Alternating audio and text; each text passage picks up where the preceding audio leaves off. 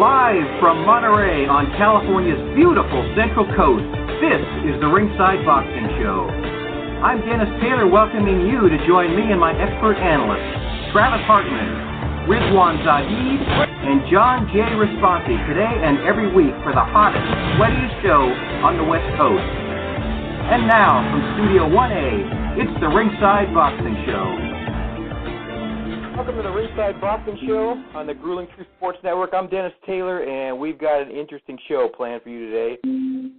In just a little bit, John Responsi and I are going to be talking to a legitimate contender to take over the super welterweight division when we're joined by Erickson Lubin, the Hammer, who was Ring Magazine's Prospect of the Year in 2013, and he was just 13 days past his 22nd birthday in 2017 when he took an 18-0 record into the ring against WBC champion Jermell Charlo.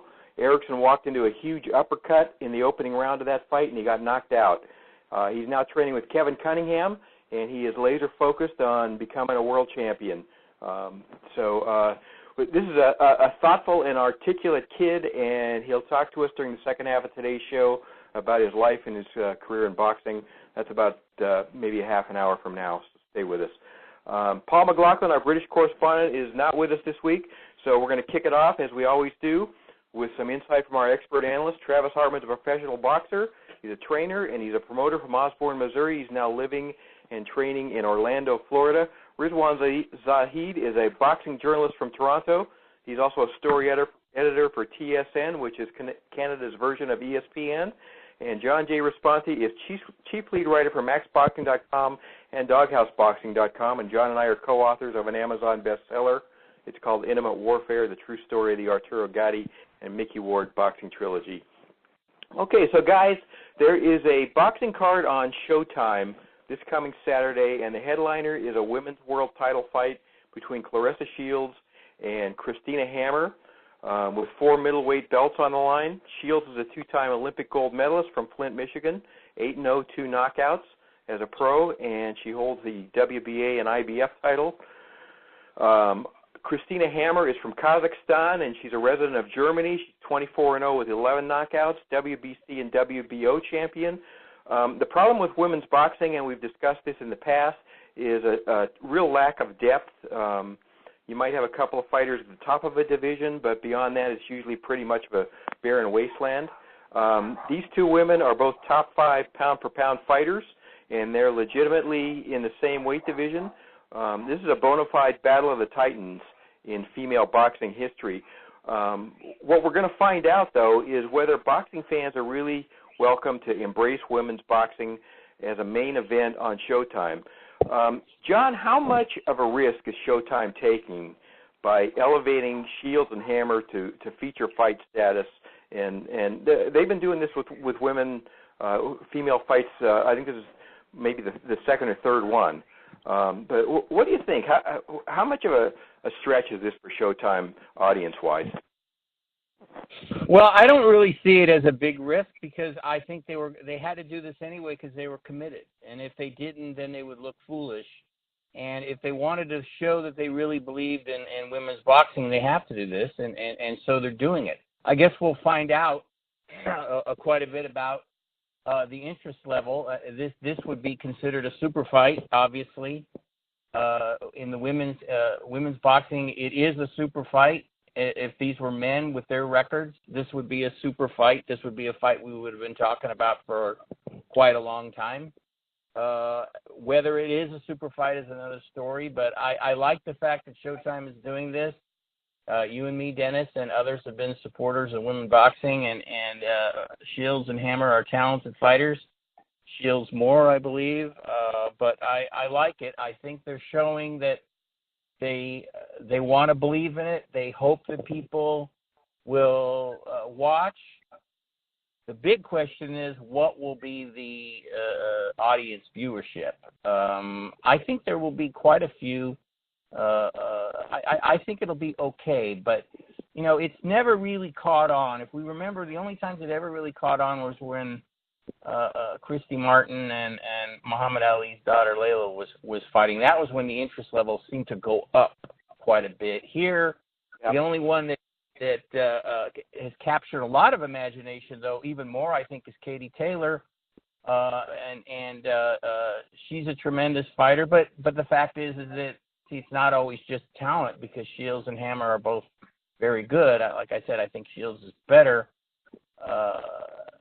So it's one of those deals, Dennis, where sometimes it's just how a fighter is promoted. Eddie Hearn is doing a great job with Katie Taylor. I mean, he's showcasing her. She's winning titles. And again, she's extremely talented. I love to watch her fight. She is exciting.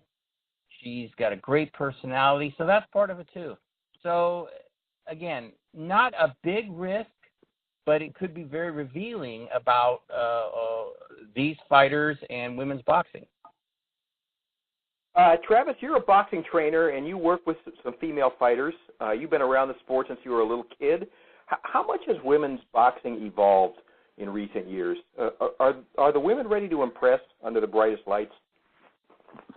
You know, I think that there's a lot of progress being made, and I think that actually first started with they started allowing the women in the Olympics, and that's where Clarissa Shields really made her name, because she won 2 gold medals, which is unheard of and super impressive to win 2 gold medals, let alone 1 gold medal. She won 2 gold medals, and that's who's fighting Christina Hammer in the main event, and that's the progress that we're looking for. And I think the networks, I think the media, and I even think the promoters now, more than ever, than I can ever remember, are really putting a huge emphasis on women's boxing. And I think that's what we have to do. We have to put it in the limelight. We have to put it, give the product to enough people, and maybe it'll catch on, maybe it won't. I'm not really sure. Me personally, I do train a fighter, Ashley Curry, and I think that the women's boxing game, I think it's making progress.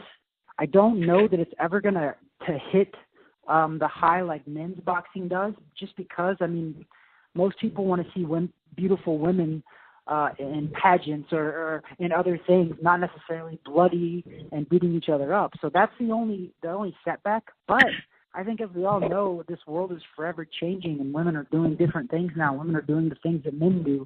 So who knows? Maybe now more than ever is the time that it's going to catch on. But it's still up in the air, and we'll see with the ratings and we'll see with everything. But I can tell you that 100% the media has been on board with women's boxing.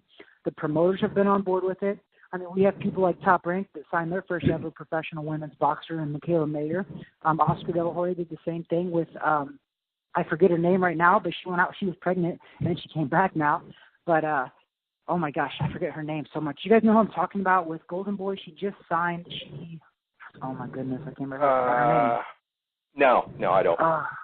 Dang it, I forgot her name. Anyways, her, and then we have... Is it Esparza? Yes, Esparza, Marlene Esparza, yeah.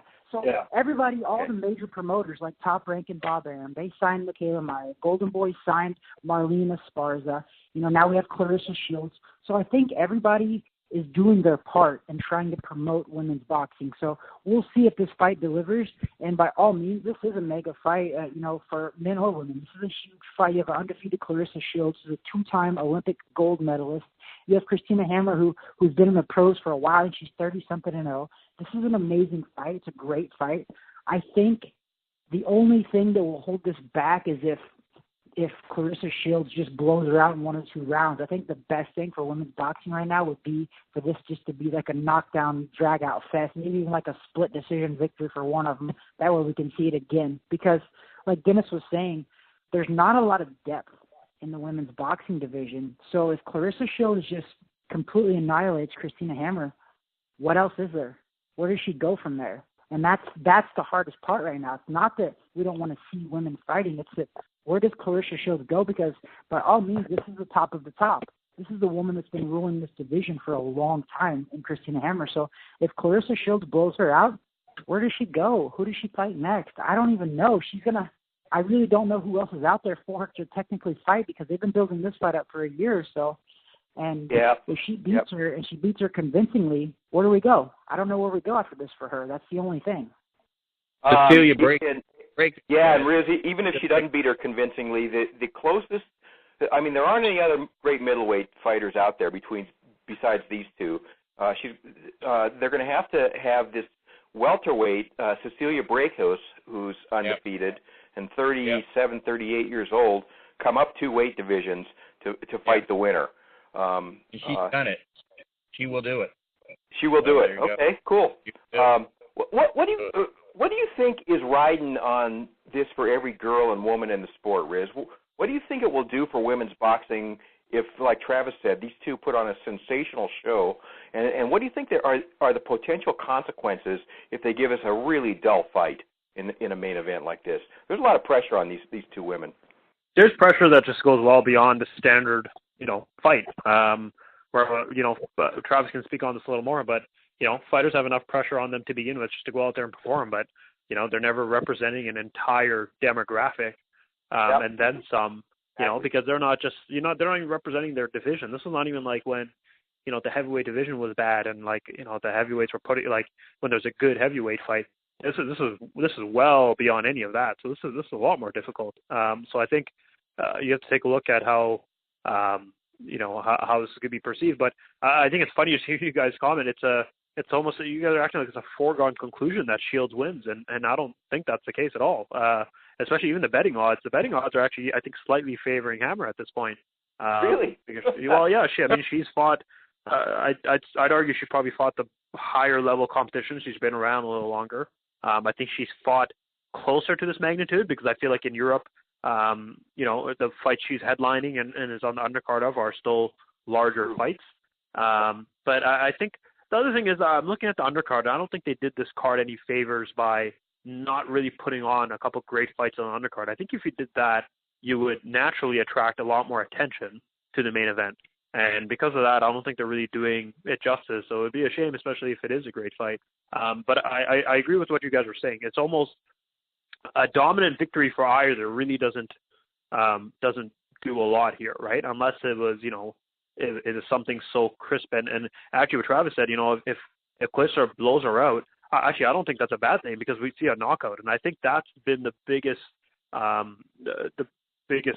setback of women's boxing, that they don't have that the threat of a knockout value. And I think, with MMA, it's been different because of, there's submissions in there and and the gloves are significantly smaller. The boxing gloves don't translate to more knockouts. And because of that, it's hard to attract fans. I mean, fans complain with men, if there's no, if there's not an entertaining knockout. So, with women who are just trying to battle for airtime, they're facing that, at an even greater level. So it's hard. So I think bottom line is I think we need to see an entertaining fight, whether it's a knockout or not. That's what this kind of needs, and especially on an American scale, because European women's boxing has been alive and well for a while. Maybe not great, and definitely not to the magnitude of where men are. But again, Christine Hammer, there's been there's been fights in Germany that have been happening for many, many years. So I don't think I think this is more important to women's boxing, but especially women's boxing in America. And I think Shields winning in a big way can provide major fights down the line for many other women. And like Cecilia Brækhus has been, she's been around for a really long time. Like she's 37, 38. She's been, dominant. And again, she's been in, in big fights that have had, decent crowd sizes. But, this is different. And it's funny. I don't think the time, I got to double check, but I think the time slot's quite strange. I think the main event is expected to start about 12 o'clock Eastern, which again, if it's not not a stacked undercard, it's going to be hard to sell that to the average fan. I mean, boxing itself has trouble attracting fans, and I think because there's such a lack of depth within women's boxing, that's why there's certain ones who are good, just really stand above and are very notable. But a close fight, like Travis said, might do wonders, because a close fight means you can make a rematch and you can have a better card that goes along with it. And obviously if there's a different result, then you can get a trilogy. A one-off in some ways might be the worst thing for it, but I mean, there has to be, if it's a rematch has to be warranted, meaning it has to be either a close fight or an entertaining fight. So there's a lot of pressure on these women, and again, pressure that us as men will never really understand, because we just look at the sport for what the sport is and just going out there and performing, not thinking about the entire demographic that's behind you. But that's what these women are carrying to the ring with them on the weekend. Travis, how many ounces are women's gloves? How many ounces? Yeah. They don't use 8-ounce gloves, do they? No, I believe they're 10 ounces. I believe it's the same as the men, meaning that if it's 154 pounds and up, it's 10 ounces. If it's 154 pounds and down, it's 8 ounces. And I believe, though, in the contracts, you can stipulate as well. Like they can change it up as long as both people agree with it. They can do whatever. But I think Riz is right, though. The best case scenario here is if we get a trilogy. That would be amazing. That would catapult women's boxing so well if we could get a trilogy, because you think about it, there's never been a trilogy in women's boxing ever, let alone a main event right now, which is awesome. But I think that Riz touched on something too, which I think we should take notes from going forward in America for women, is that the women's boxing in Europe has been pretty big. I remember when I fought over in Germany in 2009, Arthur Abraham was the main event, and Cecilia Brækhus was there, and there was 15,000 fans there. Granted, most of them were there for Arthur Abraham, but she was huge there. I remember them treating her like a rock star, and I remember the fans absolutely loving her, and this was back in 2009. So, I mean, women's boxing over there has been around, and Cecilia Brækhus herself has been around as well. So it's just, I think her problem is going to be the same thing that Shields is running into, is the level of opposition, the big opponents, the depth of the sport. And while we say that now, maybe this is the building blocks of it to eventually get better. And I don't think that this one fight is going to make or break women's boxing. I think it's going to be a big deal. I think it's going to be a lot of progress. But if we can have a really close, competitive, good fight that warrants a rematch, that would be absolutely phenomenal for women's boxing. Unfortunately, though, guys, we don't script boxing. That's why boxing is so unpredictable, because you can't script it. We don't know what's going to happen. We can predict all this stuff on paper, but at the end of the day, it just matters what they do in between those ropes. So I'm looking forward to it. I hope that it impresses, and I hope that women's boxing can actually catapult from this, but we'll just have to wait and see. Okay, John, in just a few minutes, people are going to hear you and me talk to Erickson Lubin. One of the guys on Lubin's radar is WBO champ Jaime Munguia, who is going to defend his title Saturday in Monterrey, Mexico, against this guy Dennis Hogan. So, where do you think Munguia falls in a division that also has Jarrett Hurd, who has 2 title belts, Tony Harrison, Jermell Charlo, Brian Castano, who just won a WBA belt, not to mention Kell Brook and Julian Williams and Lubin. How good is Munguia, who's now 33-0 with 26 knockouts? And also, how do you like the weight division? Well, I like it. Munguia is good, no doubt about it. And I always like it when there's more than like 2 or 3 guys. And when they got 5 or 6 guys and they're not necessarily interchangeable, you can name them and figure, well, Charlos have talent and Munguia has talent. Hurd definitely. Hurd is the guy that blows my mind, because he doesn't look to me from the just watching him the first few times I watched him like he's a real talented fighter, but he's got that edge to him and that grim determination thing that the great ones have. I'm not saying he's great. I'm just saying that he just has that edge. He gets hit and he seems to like it. He's one of those kind of guys. Munguia is right there because he's formidable and he's fought a lot of guys, and you said his record is really good, and our guest, this is good that you brought this up, Dennis, because we'll go off script here a little bit, and I want to ask Travis what I wanted to ask Erickson Lubin about getting knocked out, because it's a little teaser for our interview, Dennis. He got stopped, Travis, first round against Charlo. And I wanted to ask him, and people are going to have to wait to listen to the interview to hear what we're not sure if he got a little testy when we brought it up, but when a fighter gets knocked out like that, he was probably joking with us, but the people have to listen to find out. How hard is it to get that out of your mind that you got stopped, in the first round? Is it something that is a process, or, what do you do? I would think if it was me, it would take a while to get that where I'm not even thinking about it anymore. You have doubts about your chin or whatever. what does a fighter go through to get that out of his head? Well, I would say, as a fighter myself, I've never actually been knocked unconscious, but I've been stopped, obviously. But I think for Erickson Lubin, it was different because he was part of a highlight reel type of knockout. I mean, it was a good knockout. Everybody saw it. Was in the first round. It was one of those knockouts that everybody that watches is like, ooh, like one of those. Yep. So, I mean, Erickson Lubin has to be mentally so strong to come back from that, and he is making his way back up.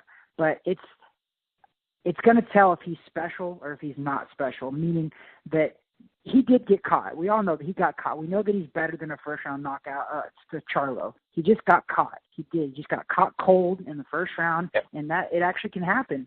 But it's how he rebounds. And I can tell you this, that I fought on the same card as him a year ago in Texas when I fought Cordell Booker, and Erickson Lubin was on an off-TV fight, and Erickson Lubin got caught cold again, guys, and almost went down. But he just fought through it, though. He got through it, and they don't show that too much, but I was there live for it. He got caught cold again, like in the fourth or fifth round, but he pulled it back together, and he didn't let those demons creep back up, and he ended up finishing the guy in a couple rounds later. So I could say that it was a lesser opponent. Obviously, it wasn't a Charlo, but I would say that I think Erickson Lubin is coming back in a positive way, and I think that he is as good as we thought he was when he was a prospect and before he got knocked out by Charlo.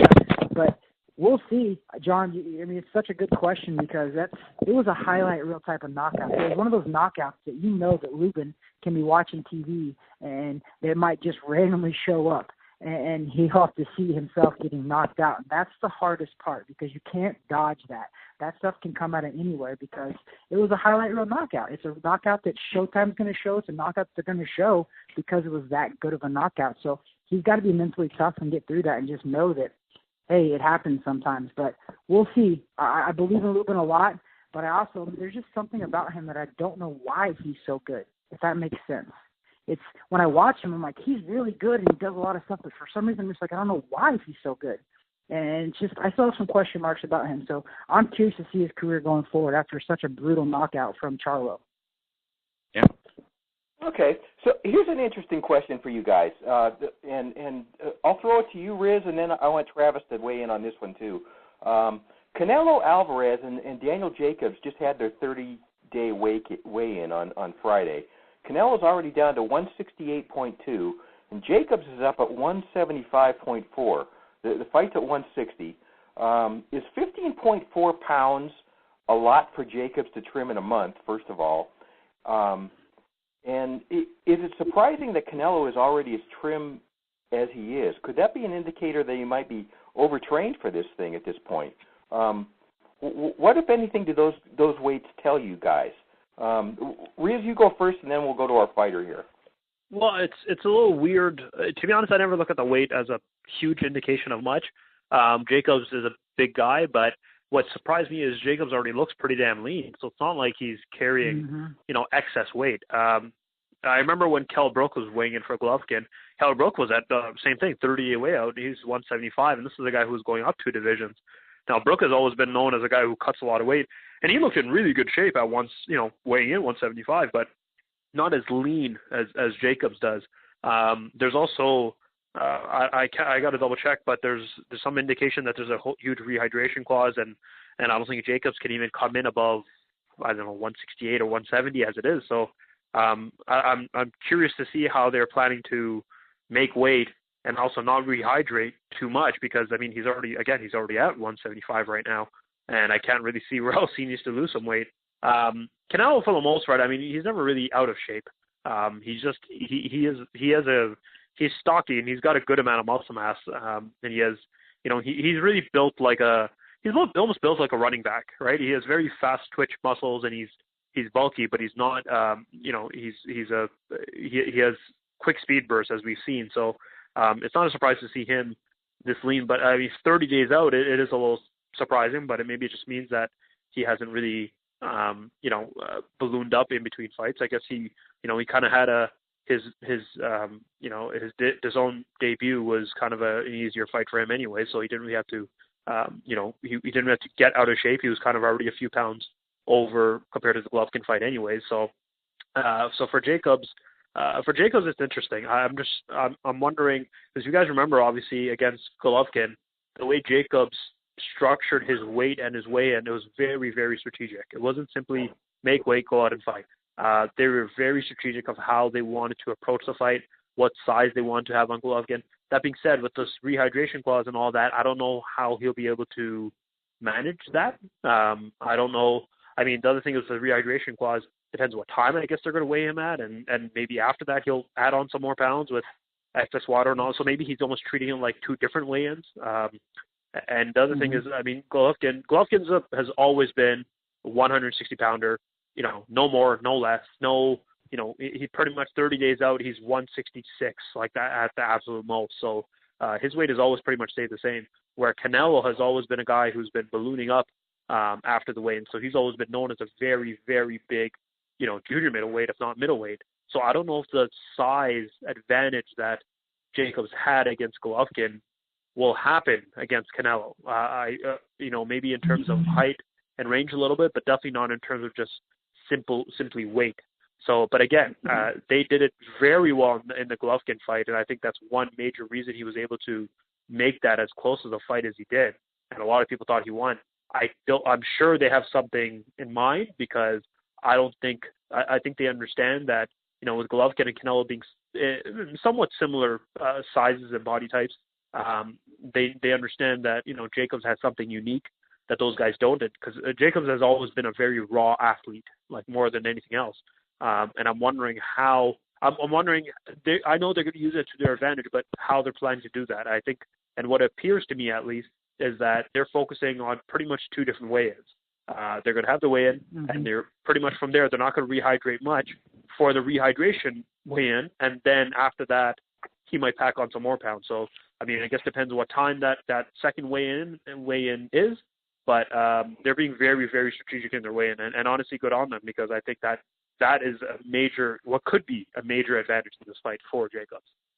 Travis, 15.4 pounds in a month. Is that a lot for a guy like Jacobs? Well, I mean, that's the key right there, Dennis. Normally, I wouldn't say that's a lot. Normally, it's not. But for a guy like Jacobs, if you've seen him in that weigh-in, he already looks fit, trim, and in shape. So 15 pounds. Yep. Off of a guy who's that trim and fit already, I think it's a struggle, and I think that he's going to end up being a lot weaker for this fight. And I'm not surprised at all by Canelo's weight, because if we know, Canelo turned pro, and he was fighting at 147, so he's been slowly moving up from 147 to 154, now he's at 160. So it really doesn't surprise me that his weight is as low as it is. And two things, too, because his weight is this low because Canelo's going to come in, he's fighting a bigger and a stronger guy in Jacobs. He knows that he has to be in tip-top shape, because Canelo's going to have to put on a great boxing performance, because even though Jacobs might be a little bit weak because he's going to be losing that weight, he's got to move, though, still, because Jacobs has got power. We all know Jacobs is the bigger guy. If you look at those face-offs, it's ridiculous. Jacobs is a lot bigger than him. I am so surprised that in the second fight of this big, massive contract, they decided to fight a Daniel Jacobs, which is crazy to me, because I think Daniel Jacobs is legit. I think we all know that he's legit. But the only thing is that weight, Dennis. I think that Canelo and them think that his weight, by making him not rehydrate to a higher weight, like Riz was saying in the contract, I think that they're going to think that Jacobs is a little bit weaker, and that's going to be their strategy in beating Jacobs. Because otherwise, guys, Jacobs is big, strong, and powerful, and athletic. So this is going to be a great fight. If Canelo doesn't come in shape, I think that 100% Jacobs can beat him. Canelo has to come in tip-top shape, or else he's not going to beat a Jacobs. And that's why I like this fight. That's why I think this is a very intriguing fight, because we're going to need to see the best Canelo to beat Jacobs. And that's just all there is to it. And when we see the best of a superstar like we think Canelo is, that's when we get the best out of Canelo. So I'm glad that we get to see the best Canelo, because we have to. Because if we don't, he's going to lose to Jacobs. And that's a pretty big, $365 million contract. And if you lose in the second fight of that contract, that doesn't look too good. So I think we're going to see a great fight. And I am a little worried, Dennis, about Jacobs having to lose 15 pounds in a month. And he's already trim and fit. So he's going to be having to trim off some of that muscle is what it's going to be. And when you start taking away muscle, you start deteriorating your shape, and you start to have problems later in fights, especially championship rounds. So I can see Jacobs fading later in that fight and Canelo coming on strong. This is the Ringside Boxing Show from Monterey, California. I'm Dennis Taylor. We're talking to our expert analysts, Travis Hartman, Rizwan Zahid, John J. Risponti. John, Virgil Hunter is now training Chris Eubank Jr., at least for a couple of weeks. Sounds like it's kind of a trial run. First of all, is that surprising to you? And secondly, Eubank Jr. is a guy who's, the rub on him is he doesn't have a lot of technique. Hunter groomed a guy who was all about technique, Andre Ward. What kind of move is this potentially for Eubank Jr.? Well, personally, I think it's a great move for Eubank Jr. I was surprised when I read it. I think he's with the best guy for him. Eubank is a pretty good inside fighter, but he's not good with distance. His footwork is not good, and Virgil Hunter has certain drills for that kind of to work on your technique. And that would really be the greatest thing in the world for Chris Eubank. And Eubank is a hard-headed kid, but you don't mess with Virgil Hunter. He's the boss. He doesn't play games. He doesn't do things like if the fighter says, well, I want to train at 11 o'clock tonight, he doesn't say, okay. He says, no, we're training at 2 o'clock. Be here on time or forget it. He's no nonsense. He's fair. He's honest. He's blunt.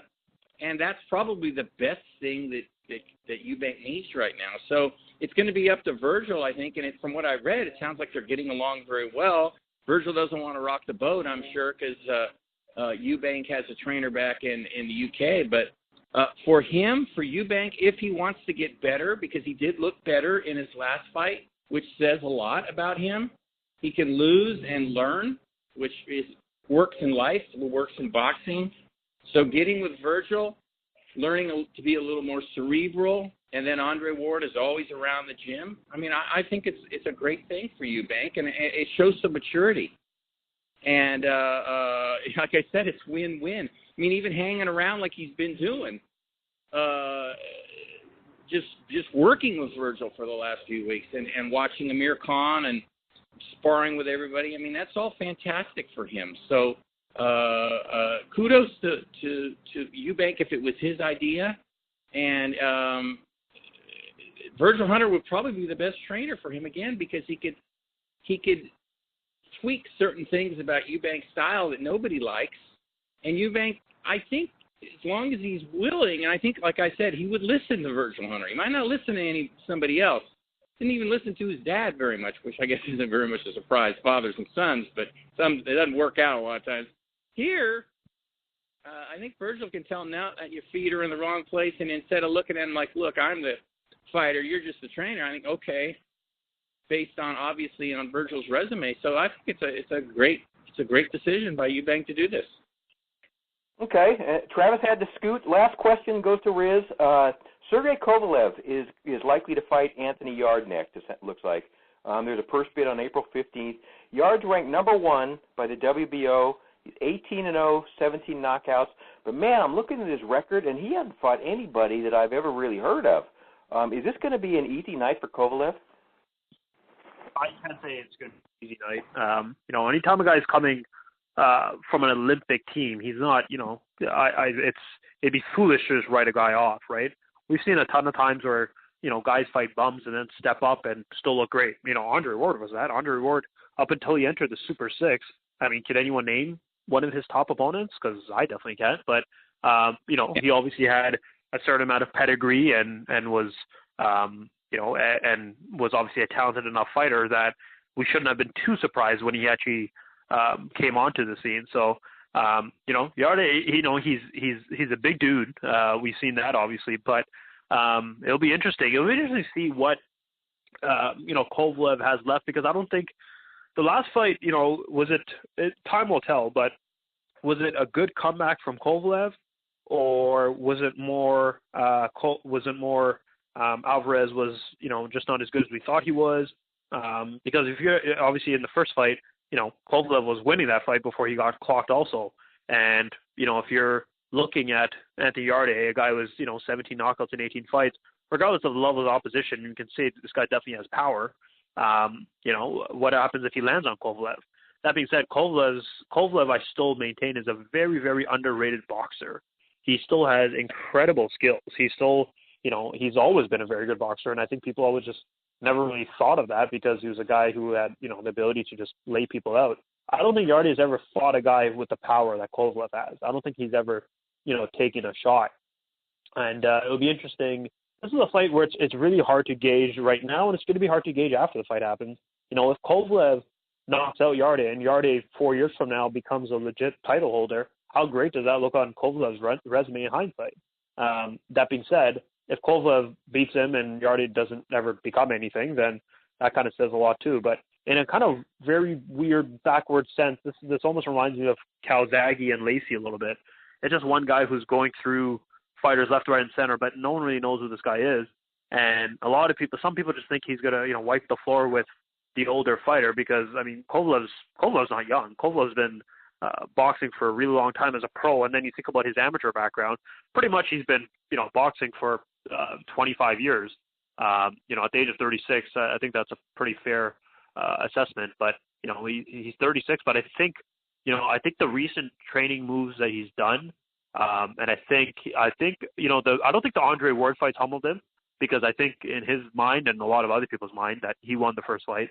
And even in the rematch, he was arguably winning. At least he was winning on one card. A lot of people still had him winning, and it took a great referee, Tony Weeks, missing some low blow calls for him to lose that fight too. So I think in his mind and a lot of people's mind, he was still pretty much undefeated. But then when he lost to Alvarez, though, that was a no doubt knockout home run. So I think that one actually humbled him a little bit, because we've heard stories about how he kind of slacks in training and he gets a little stubborn and all that. But the recent moves he's done has done a lot. But that being said, I think it's too early to say. This is a fight that we're not going to be able to kind of judge right now to see how important it is for kind of either fighter. But we'll know 5 years down the line, depending on how Yarde's career goes and Kovalev's career goes.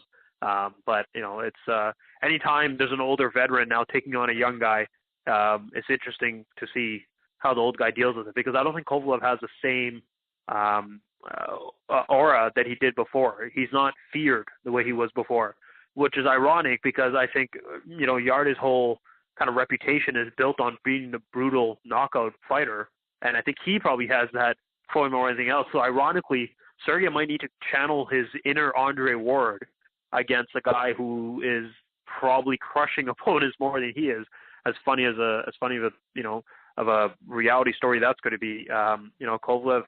You got to give Kovalev the experience factor and him being a veteran. You expect him to pull this off, but I wouldn't be surprised. We briefly talked about the fight in Poland last night with 10 knockdowns. I'm not saying there's going to be 10 knockdowns over here, but I wouldn't be surprised if each fighter hits the deck and one of them gets knocked out. There's your fix from our three expert analysts, Travis Hartman, Rizwan Zahid, John J. Responti. Great job, as always, fellas. You guys rock. Thank you. Have a great week. Take care, guys. Take care, guys. All right. Paul McLaughlin, our British correspondent, is not with us this week, so we're going to take a quick break and come right back with Erickson Lubin. We'll be back in about 1 minute, so don't go away. This show just makes me want to punish somebody. What are you doing? Oh boy, is this great! Hi, I'm Dennis Taylor, host of the Ringside Boxing Show, where since 2008 we have been continuously sponsored by Garcia Boxing, the first family of the Sweet Science on California's beautiful Central Coast. Trainers Max and Sam Garcia and ring strategist Dean Familton are regarded among the most knowledgeable in the game. And Kathy Garcia, who manages all Garcia boxing fighters, is renowned for her integrity and career guidance, having taken 2 boxers to #1 world rankings. Together they comprise one of the most respected teams in the sport. Learn more by calling 831-261-3214 or send them an email at garciaboxing25@aol.com. I'm Dennis Taylor, co-author of the Amazon bestseller Intimate Warfare, the true story of the Arturo Gatti and Mickey Ward boxing trilogy. Writing this book was a labor of love for John J. Responti and myself. We enjoyed every minute of the process and considered it a privilege to tell the tale of one of the most electrifying boxing trilogies in the history of this sport. Intimate Warfare traces the collision course of Arturo Gatti and Mickey Ward from their earliest days through their 3 epic fights, as well as the aftermath of this great rivalry, which culminated in one of the greatest friendships in boxing. Intimate Warfare has received a 4.5-star rating from readers and was endorsed by Hall of Famers Harold Letterman and Joe Cortez and 2-time Trainer of the Year Virgil Hunter. Our foreword was written by Ray Boom Boom Mancini, another one of the greatest blood and guts fighters of our time. Get your copy today at Amazon.com.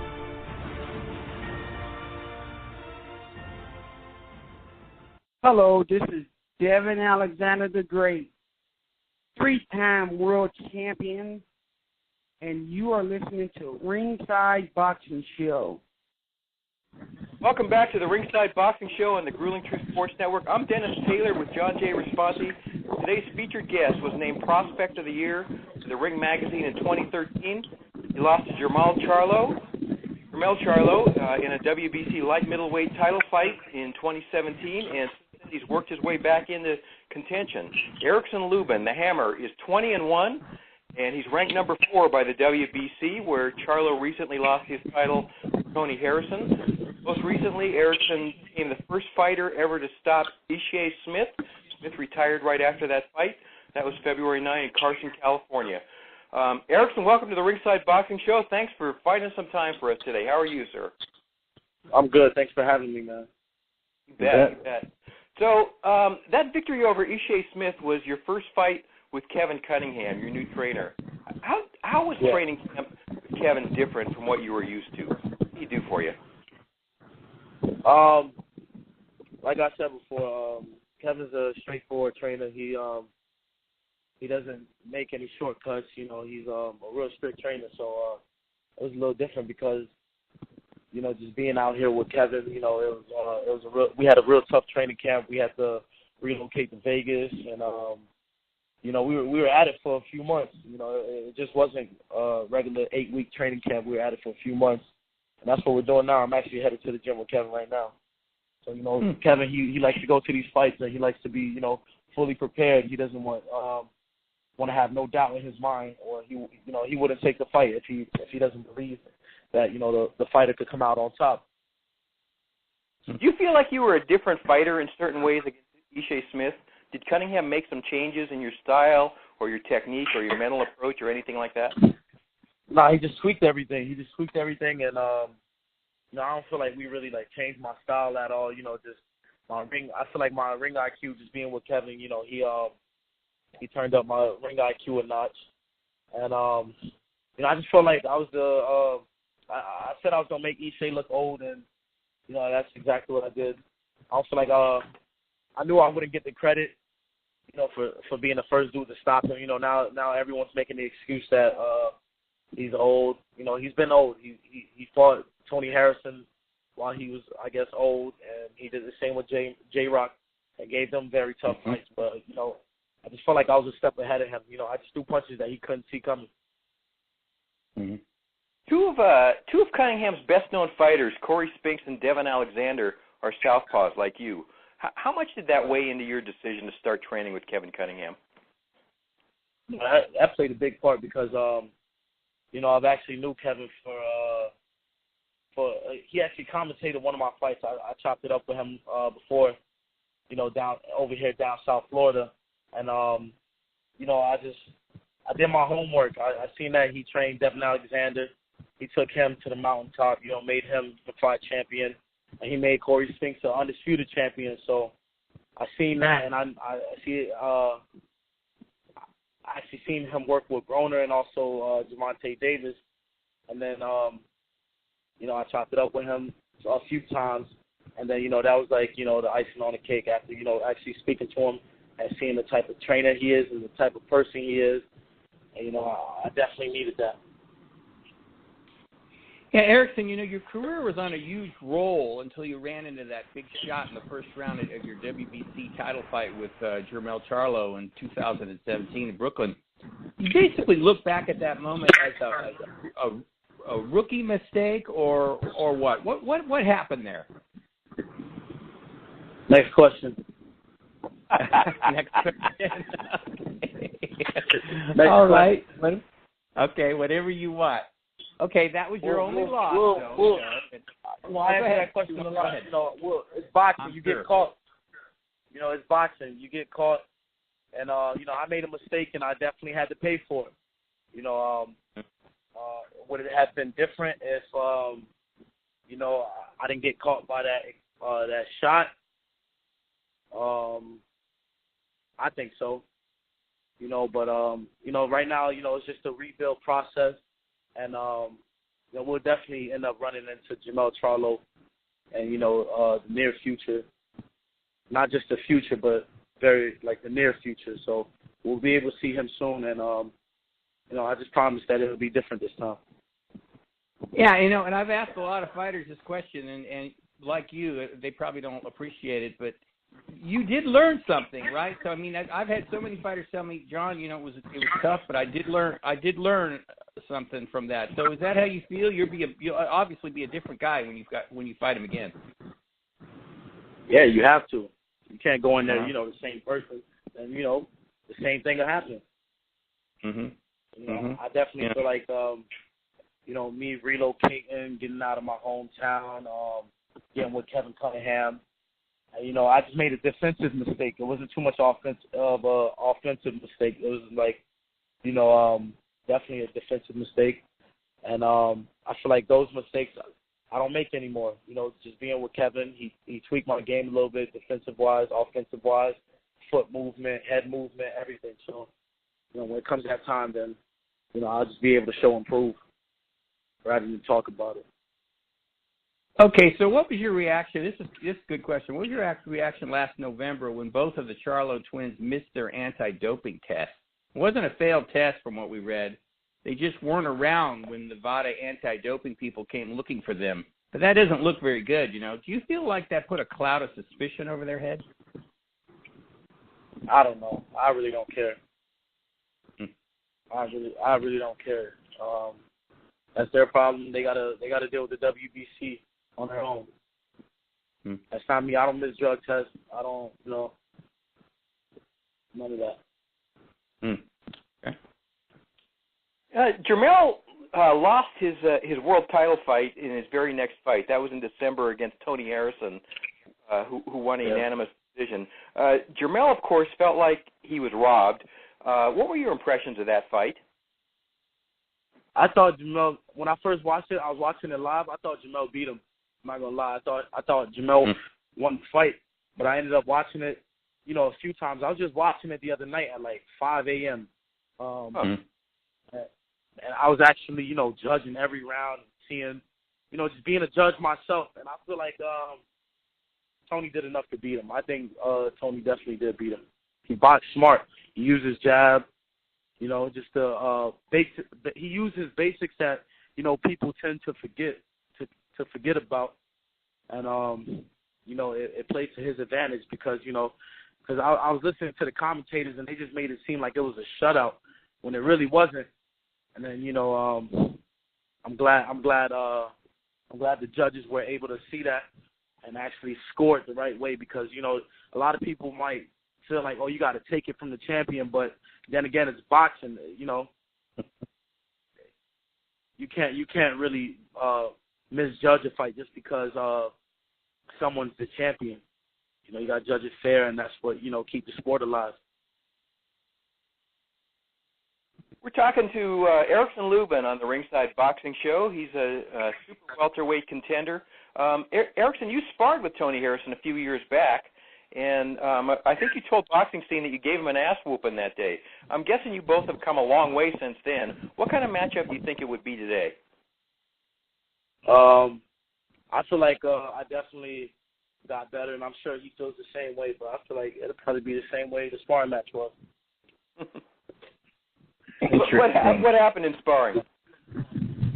I mean, it's sparring. I don't really I take sparring serious, but at the same time, it's not a real fight. You don't get paid for it. You got headgear on.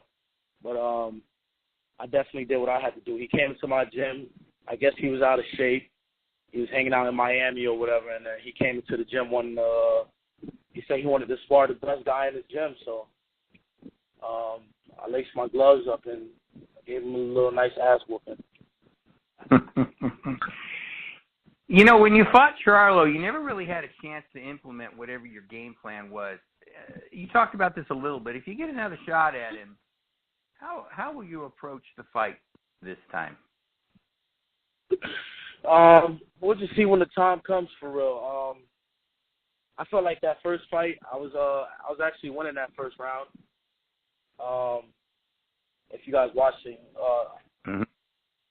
everyone knows I was winning that first round, but you know, respect to him, he was able to land a good shot and, you know, put me out. So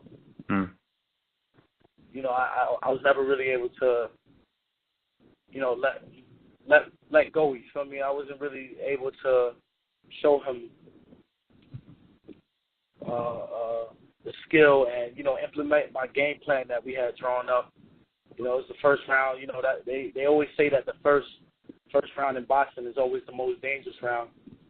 But you know, next time around I'll definitely be more. You know, I'm obviously older, more mature, and, you know, the second time around, for sure will be different. Kevin Cunningham was hoping he'd get an opportunity to face the winner, which turned out to be Harrison. Has either guy, Charlo or Harrison, shown any interest in getting into the ring with you again?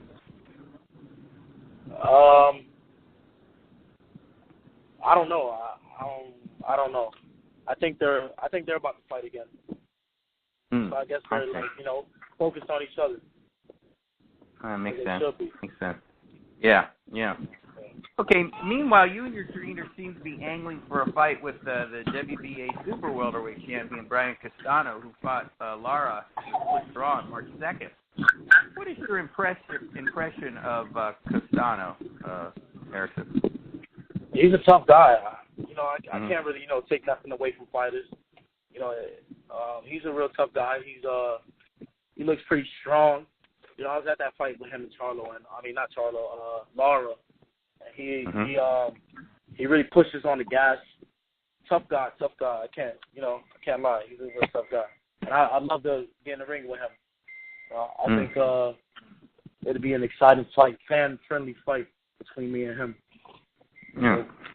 So are you optimistic? Say again? Yeah. I said, are you optimistic at this point that a fight with Castano can be made? Yeah, at this point, yeah. Maybe. We'll see what happens, though. Yeah. This is the Ringside Boxing Show from Monterey, California. I'm Dennis Taylor with John J. Response. We're talking to super welterweight contender Erickson Lubin. Erickson, tell us a little bit about your folks. They're from Haiti, right? They came to America from Haiti. What brought them here? They knew they would be having a world champion son, so they brought me to America. They came to America and had me, so, you know, they knew in the future they'd make a talented baby boxer. So how and when did you discover boxing? How'd that happen for you? My older brother, his name is Mike. He actually forced me into it because he used to watch all these type of kung fu movies, and he was just, you know, so into that type of stuff. Dragon Ball Z, all type of fighting shows.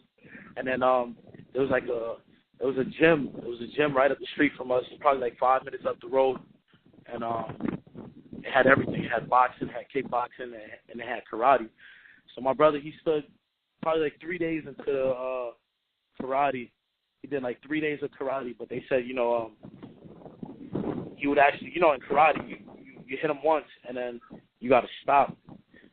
And then, like, you know, he was the type of kid he'll hit him and keep hitting him and keep hitting him. So they're like, you know, join boxing, and then, you know, everything my brother wanted to do, I wanted to do. So I ended up joining boxing. I was real young. He'll come back home, teach me boxing, and teach me all types of stuff. And then, you know, when I got of age, I was probably like 4 years old when he started teaching me, but at like 5 years old is when you could join that gym. I ended up joining that gym around 5 years old, and then, you know, it was sky's the limit from there. So did you like it right away, or and if so, it sounds like you did. And what was it about it that you liked so much, other than your brother was there too? Well, I mean, my brother, he used to, he used to wake me up early when he go run. I used to have to do everything with him, So it was like I was the only kid doing that at that age. So when I would go in there and spar with the other kids or fight with the other kids, it'd be no match. So that was the fun part about it. And, I just had fun with it. I ended up taking it real serious. Became a multinational champion, and here I am now. Yeah. How good was your brother? How good was Mike? He was real good. He was actually, as a pro, he was 11-1 with 10 knockouts. But he ended up stopping. He got into a messed up contract. Just lost the love for it. Yeah. Yeah, we read your boyhood hero was Oscar De La Hoya, the Golden Boy. Do you try to emulate his style in the ring at all, or use some of what he did, or what? Say it again? I said we read your boyhood hero was Oscar De La Hoya. Curious if you try to copy his style at all when you were younger, or take some of what he did and make it your own, or what? I take pieces from everyone. My favorite boxer of all time is Mayweather, so I took a little bit from Mayweather, I took a little bit from De La Hoya. I take a little something from everybody, and I think that helped me a lot. When it's time to bang, I could turn into like a Marvin Hagler type of dude. When it's time to box, I could turn into a Floyd Mayweather, De La Hoya. Or if I want to kill you from distance, I could turn into a De La Hoya. Interesting. You won National Golden Gloves in 2013. What kind of moment was that for you? That was big. That was probably my biggest accolade as amateur. Maybe my second biggest, because I defeated the Cuban Yasnir, who got the bronze medal in the Olympics, losing to Lomachenko. I beat that dude, but that was probably like one of the biggest. The Golden Gloves was real big, because when you talk to somebody that doesn't really know anything about boxing, the first thing they ask you is, if you're a boxer, they go, "Are you Golden Gloves?" Whatever that means, So like that was pretty big because I'm able to say yeah. Erickson, you decided to turn pro that same year rather than wait 3 years for the next Summer Olympics. Was the timing just wrong for the Olympics? What went into that decision? Just family, the rules are changing with USA Boxing. Yep. They've been offering me money since I was 16 years old, so that was just, something different. Any piece of money was just big to me, because I wasn't really making any money at all. And then with the rules changing with USA Boxing, I had people in my ear telling me that, it's kind of bad to just, stick around another 3 years, going to put some wear and tear on your body. But then again, I'm real young. They're telling me, there's going to be some wear and tear on your body. You don't want to get a bad cut that can reopen in the pros, all this type of stuff. And then, I talked to my family. I talked to my trainer. I talked to, everyone. And then we just made a decision upon each other. Ended up turning pro. You're one of the most aggressive body punchers in the sport. At what point in your career did you discover that body punching was really an effective weapon for you? I've always been a body puncher since the amateurs, but I just knew as a pro, body punching, it slows people down. And I was in a gym full of killers and full of experienced fighters too like that. I've been in the ring with Lamont Peterson. I was actually in the gym with Louis King Kong Ortiz, just a whole bunch of different pros. Joan Guzman. All them guys, they're seasoned vets. So being in the gym with those guys, they actually was putting that in my ear as well. To, always touch the body. It slows them down. And then when it came my time to, to fight, it was just like it came second nature to me. I was just always going to the body. Interesting. You know, Erickson, there are some formidable fighters in the super welter division, including Jaime Munguia and Jarrett Hurd and Sergio Garcia, all undefeated, plus Charlo and Harrison and Kell Brook and Julian Williams. Who's at the top of your wish list right now, man? Man, you know who's at the top of my wish list. Charlo. Yeah, we can guess. You know who's at the top of my wish list. Yeah, well, you know what? I'm actually. You know, I can't wait. I can't wait to see the fight between him and Harrison again. I can't wait to see how that plays out again. Because if he comes with that same mindset, trying to just knock him out, Tony Harrison could mess around and beat him, and that'd be tough for him. Yeah. We'll see if he plays smart and ends up getting a knockout. We'll see. Yeah. One weight division north of you is where you find Canelo and Golovkin and Jacobs and Jermell Charlo. Big money opportunities for somebody like you. Is 160 anywhere on your radar right now? If the right fight came along, or are you 154 right now for the time being? 154. 154 is definitely my. I need me a title. I want to become come out on top of this weight class. I want to be the best in this weight class first, and then I want to I'll end up moving up to 160 or something, probably like a year and a half, 2 years from now. Last one for you. Do you have a fight date set right now? Are you you got something on your calendar? It's looking like the summertime, but I don't have an exact fight date. I'm actually at the gym right now, so weekend is working soon. Sounds good.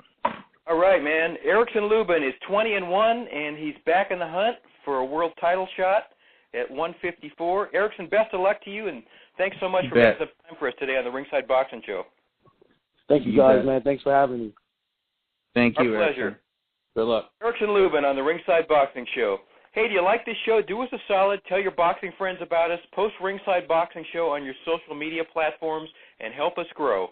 Also, be sure to check out Intimate Warfare, the true story of the Arturo Gatti and Mickey Ward boxing trilogy. John J. Responti and I wrote it, and it was an Amazon bestseller, and it's received close to a 5-star overall rating from reviewers. Good book. Check it out. We want to thank our expert analysts, Travis Hartman, Rizwan Zahid, my partner here, John J. Responti, our outstanding British correspondent, Paul McLaughlin, and, of course, another huge thanks to once beaten Erickson Lubin, super welterweight contender, for joining us today. Also, we appreciate you, Ringside Nation, for being a part of our worldwide audience again today. Keep your chin tucked. We'll talk to you again next week on the Ringside Boxing Show. Well, it's a great day for me to whoop somebody's ass. It's a bad day, so you better get off of my back. You might get cold cocked if you cross my path. 'Cause it's a great day